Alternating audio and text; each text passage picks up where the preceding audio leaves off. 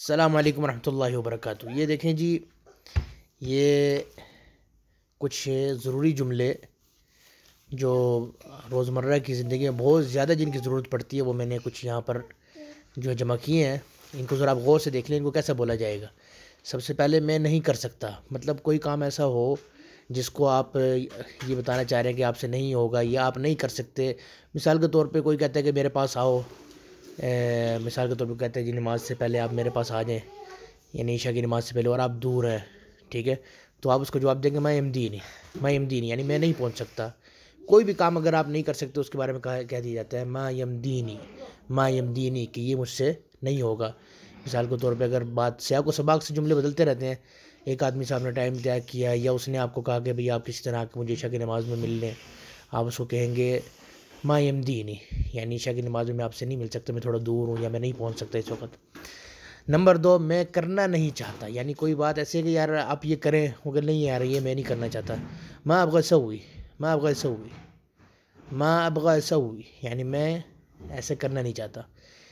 اور تیسرا یہ جملہ ہے میری ایک درخواست ہے، مطلب آپ جب کسی سے بات کرتے ہیں ہم ہمیشہ اپنی زبان میں استعمال کرتے ہیں، یار میری آپ سے ریکویسٹ ہے، یا میری آپ سے ایک درخواست ہے، میری آپ سے ایک گزارش ہے، تو عربی زبان میں اس کو بولا جاتا ہے عندی طلب، میری ایک درخواست ہے، عندی طلب۔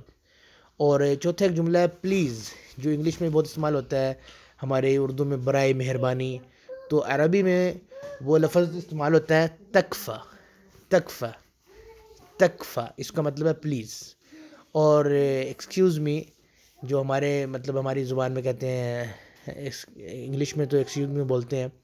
اور ہماری زبان میں اس کو آپ کسی طرح بھی استعمال کر سکتے ہیں، معذرت کے ساتھ، یا جس طرح کہ کسی کو مخاطب کرنا ہو، تو اس طرح عربی میں اس کو بولا جاتا ہے لو سمحت، اگر مخاطب جو ہے وہ مذکر ہے اور اگر مخاطب جو ہے وہ مؤنث ہے تو لو سمحتی۔ ایسے آپ اس لفظ کو آپ ایک اور جگہ پر بھی استعمال کر سکتے ہیں، مثال کے طور پر جس طرح بڑے بڑے سپر مارکیٹس وغیرہ، مالز وغیرہ پر جب انسان جاتا ہے، وہاں پر ٹرالیاں ہوتی ہیں، اور سامنے کوئی نہ کوئی ضرور، جب آپ کسی جگہ پہ جاتے ہیں تو کوئی اپنی ٹرالی لے کے کھڑا ہوتا ہے، اس کو پتہ نہیں چلتا، اس کی بیگ ہوتی ہے آپ کی طرف، تو آپ اس کو کہہ سکتے ہیں لو سمحت، صرف اتنا کہیں گے، وہ سن کے آپ